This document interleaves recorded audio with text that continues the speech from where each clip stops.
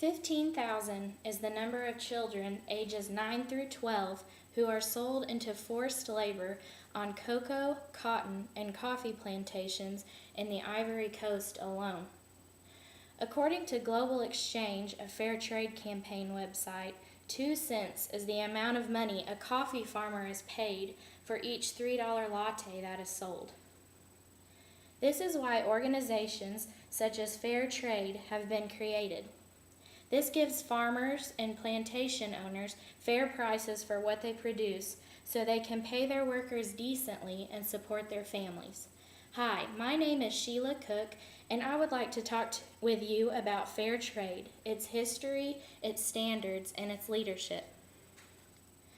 I got my information from the book Shopping with a Conscience and 2 separate fair trade organization websites.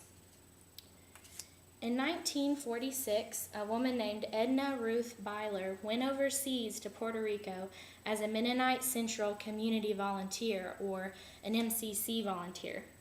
She visited an MCC sewing class in Puerto Rico.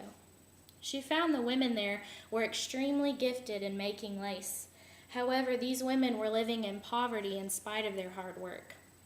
Byler began taking the lace herself to the United States and selling it, and bringing the money directly back to the women in Puerto Rico. This started a chain reaction which soon developed into 10,000 villages exporting their merchandise to the U.S. and getting their payment back directly. In 1958, the first fair trade shop was opened in these villages, with North America being their biggest customer, according to the Fair Trade Federation. But what is fair trade, and what are the standards these organizations adhere to? The definition of fair trade, as quoted by Duncan Clark and Richie Unterberger in their book Shopping with a Conscience, is as follows. It says, "Fair trade is a trading partnership based in dialogue, transparency, and respect, which seeks greater equity in international trade. It contributes to sustainable development by offering better trading conditions to and securing the rights of organizations backed by consumers, are engaged actively in supporting producers' awareness raising and in campaigning for changes in the rules and practices of conventional international trade." Although there are different forms of fair trade, such as certified and uncertified, the standards and goals upheld are all generally the same.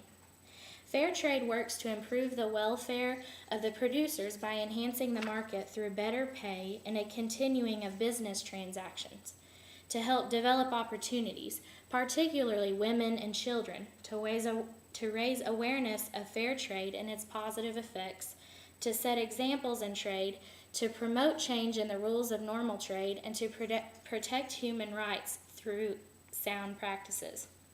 Who is in charge of fair trade products now?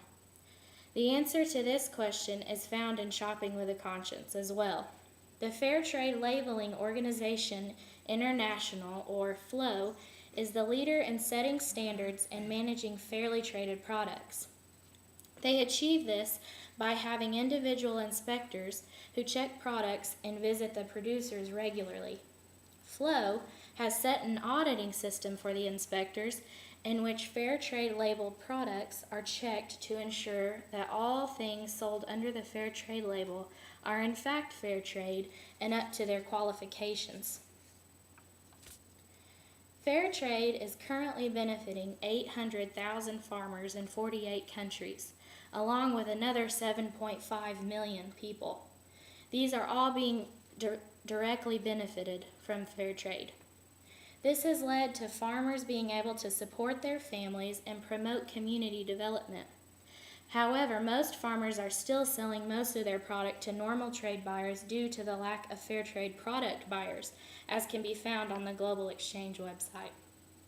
It is clear that the history, the standards, and the leadership have shaped the Fair Trade Organization into what it is today, and thus is helping many in reaching their goals for community development and supporting families.